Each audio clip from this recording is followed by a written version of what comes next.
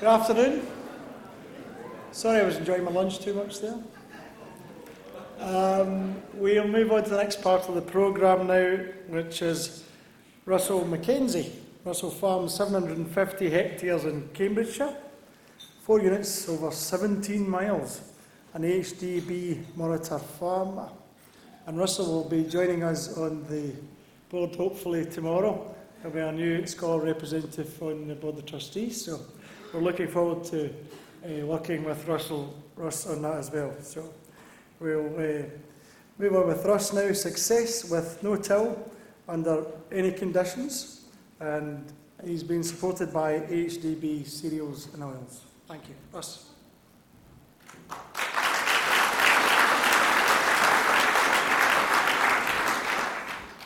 Thank you, Wallace. Your Royal Highness, my lords, ladies and gentlemen. It's my pleasure to open this afternoon's conference. I trust you've all had a good carb-fueled lunch. It's fair to say when I was awarded my scholarship a couple of years ago, I was probably a bit thinner than I am now. The dreaded curse of the Nuffield stone, or possibly two, has got the better of me.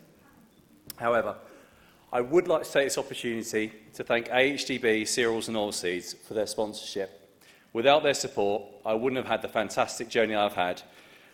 And ironically, along with my expanding waistline, they started out as HGCA 2 years ago, so they've also changed their name in that time as well. I'd also like to thank the Nuffield Farming Scholarships Trust for making this whole journey possible. It's amazing to think that where we all started 2 years ago, and we've had some fantastic presentations this morning. However, none of this would have been possible without the support of my fantastic wife, Ellie, who, without her support, I probably even wouldn't have applied a couple of years ago. And whilst I've been travelling, she's been the other end of the phone. The internet makes life a lot easier, thanks to FaceTime. With my two wonderful children, in brackets sometimes, keeping in touch with them is always good. But she's been there for me whilst I've spent 12 weeks jetting across the globe to 6 different countries. And I think it's probably fair to say I probably owe her 1 or 2 holidays at the end of this. So, what really got me interested in no-till is we'd had a dry autumn in 2011 on the farm, a wet one in 2012, and what we found in those periods, 2011, moisture was scarce, and so optimising crop establishment with little moisture was interesting. 2012 was the other extreme, the wettest autumn we'd ever experienced, and it was getting moisture away, but the interesting correlation between the harvest at the end of both those two, that performance was on a par with anything we cultivated. And so that got me thinking, well, there's got to be something a bit more in this. You know, how do the best people across the world make no-till work, regardless of whether it's wet, whether it's dry, what do the best do?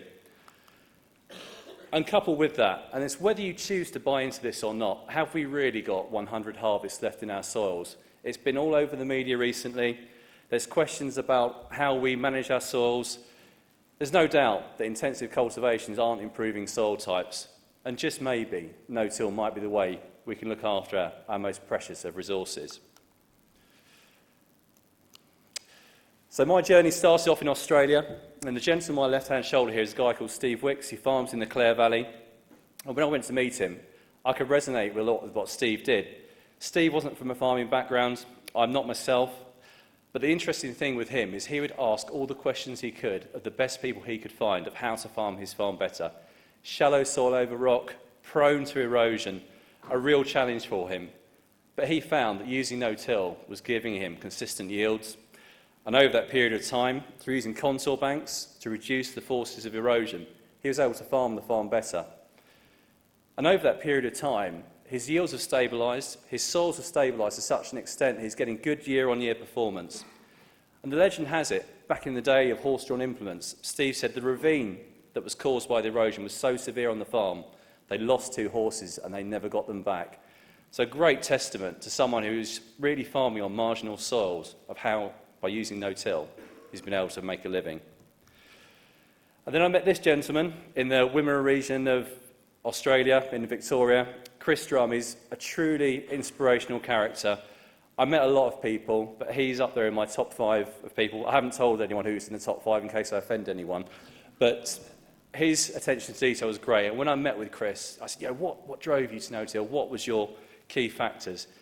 And he spoke about the Melbourne dust storms in the 1980s, losing a couple of millimetres of topsoil. A bad period in the mid-90s when they realised actually cultivations weren't helping them. So he progressed through the no-till route, and over that period of time, using RTK, inter-row planting features quite heavily for him. He would even look at it and say, when it's really dry, I'll plant close to the root ball of the previous crop because there's just that bit more moisture in there.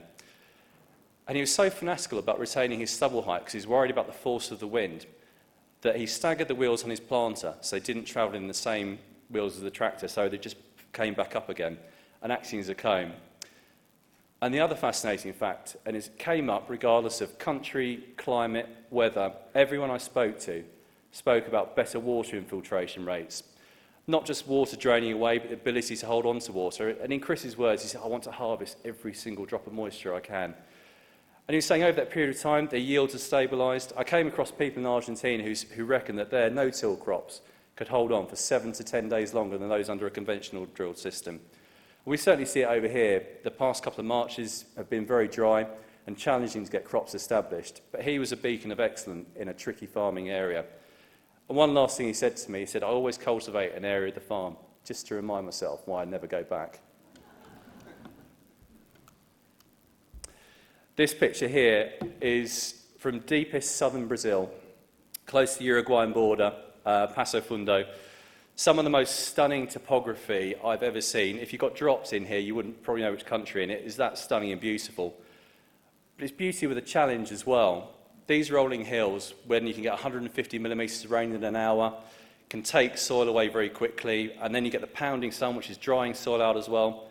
And this is where I met Néstor Canali, another one in my top 5. He's just a fantastic no-till farmer, echoed in his crops. And he said, I invest as much in my cover crops as I do in my main crop. And for him, it was critical to understand that the cover crop wasn't just a thing in between crops. It was part of a whole system. And he would fertilise for it, and he said, you have to view it as you're fertilising, not just for that crop, but for the next one, and the next one, and the next one. This was echoed in his yields, where he would say, I only get a 10% drop off from our average. He no longer gets the surface crusting associated with cultivation. And again, like Steve Wicks, he used to use contour banks in the early days of no-till, but over that period of time, he no longer needs those contour banks because his yields have stabilised so much and his soil is so more resilient. And organic matter is often spoke about, but is probably one of the key elements about all these people I met wherever I went. Building soil organic matter levels quickly. He was using his cover crops to do this. And the best way I can describe it, you almost have to view it as the duvet, the blanket that protects the soil, helps bind and take nutrients, transport water, a barrier for compaction. And on Néstor's heavy clays here, he felt that as his soil organic matter levels grew, and his levels were up to 5% compared to a regional average of 3%, that the inherent stickiness of these soils disappeared as well. Now, it's not to say you can do it all on heavy clays, but it was interesting to bear in mind. And this was reflected when I met Bernardo Romano in Argentina, another fantastic no-till farmer, focused highly on building soil organic matter level and cover crops. He spoke about how his yields have risen by 20% in the 8 years he started no-till, his soil organic matter by 25% in the 30 years that he'd been farming. But it came with a health warning, and he was talking about a farm before they really learnt how to no-till properly, where through cultivation they reduced their soil organic matter levels to 3.5% from a base level of 5 within 5 years. And it just goes to show this resource, which the best I came across felt they could build 1% in 5 years, others were talking average about 1% in 10, that as slow as it can be to build, it can be eroded very quickly. Echoed by Marlin Richter here in North Dakota as well, and this is one of his cover crops, huge amounts of organic matter going back into the soil. And the crucial thing for me, and perhaps sometimes one of the biggest mental barriers, is that all of these people saw residue as a friend rather than a foe. Now, compaction was something I was slightly concerned about. It's not this 35-tonne ballasted roll that I came across in New Zealand that people were cultivating, used to squash rocks back into the soil. But it was this, and it came up when I was travelling through Brazil. And when I first came across it, I put it down to sheer scale. Some would argue it's a fault of poor management. But under long-term no-till, and you can probably just make out the roots of this corn crop that cannot find its way through the soil, 10 to 12 centimetres, a compacted area. And it was interesting because the people I came across were concerned about the impact of their roots not being able to access moisture. Drier periods getting hotter and longer, less distribution of rainfall. The best I came across were acknowledging where they had a problem and choosing to deal with it. Others were choosing to ignore it. But something I feared and was concerned about came up, the fact that if you have got compaction, it won't cure itself. Some would choose to use a subsoil to get a quick fix. Others, like Nesta canali, robust cover crops, to use those to punch through. But the basic principle is it shouldn't be ignored and should be looked at carefully. Then New Zealand was a turning point for me as well. Apart from the fact it is when my luggage went missing between Melbourne and Christchurch, I was faced with a crisis point that I'd have to use the same pair of underpants for 2 days in a row. It was this no-till crop of peas, and I spoke about rotation when I was in North Dakota, but this is perfectly established no-till peas after grassland. Went against everything I would expected to do in the UK, where normally we plough and cultivate. But when you took a step back and realised what they were doing, the soil condition is probably its most perfect state at this point, and it made perfect sense to me and made me reanalyse what we should be doing. And we talk about rotation, and it's one of the key things in really getting the success with no-till. The days where we've been focused on margin and weed pressure have changed things slightly. But the simplest analogy I can have for it is to think of it like a seesaw, where you have a high carbon balanced crop on one side and a low carbon balanced one on the other. And when we talk about high carbon, we're talking about slow breaking down residue. So if you have two crops like that in succession, we take, for example, oats and wheat, possible in a rotation, it can have issues on the following growing crop where you don't mineralise nitrogen through cultivation. And so balancing these properly through a rotation that also reduces your weed and disease pressure is crucial. But something else that came up, and it sounds so simple, but patience is invariably the most priceless commodity, but the most difficult to manage. People that were prepared to wait for the right conditions. Now, patience isn't always something as farmers we're very good at, but it's one of the critical factors in allowing the best to work. Contractors are met who wouldn't go if the conditions were right, waiting for a dry surface crust. Even people in Australia who I met, which would seem a fairly arid region, were prepared to wait for the morning dew to disappear before they go planting, because the risks of hairpinning were too great. But the other thing as well that came up is that, along with patience, the windows of opportunity were far greater with no-till than those through cultivation. And this backs up all the reasons of why it should work more successfully. And since my Nuffield, part of the things we've been doing, cover crops feature quite highly for us on the farm. In the autumn, we've been using them ahead of some of our other autumn crops, and we're seeing better water trafficking, better soil condition in the autumn, and ahead of the spring crops, we no longer cultivate anymore. It's a slow process for us. I'd like to change instantly, but we do have a minor issue with blackgrass that we have to pay a little bit of attention to. But the fascinating thing here as well is that the picture in the left-hand side of this screen, I took this 2 weeks ago. We'd had 27.5 millimetres of rain on this soil in the morning. I walked in the afternoon, and this is heavy clay. Always told you can't do it on heavy clay, but it backs up everything I'd seen, that improved infiltration rate happens regardless of country and regardless of soil type.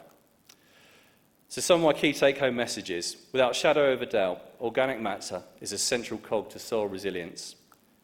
Compaction can be a very real issue. And you have to think of it as a whole system, not just a machine. The drill's important, but it's a minor cog in a bigger set of gears. And the fact that everyone I came across spoke about greater stability in crop performance, less dips in hollows, in my view, makes no-till potentially the most robust crop establishment system we can use. And if I can leave you with one final message, from all my travels, no-till knows no boundaries, and for me, it's a no-brainer.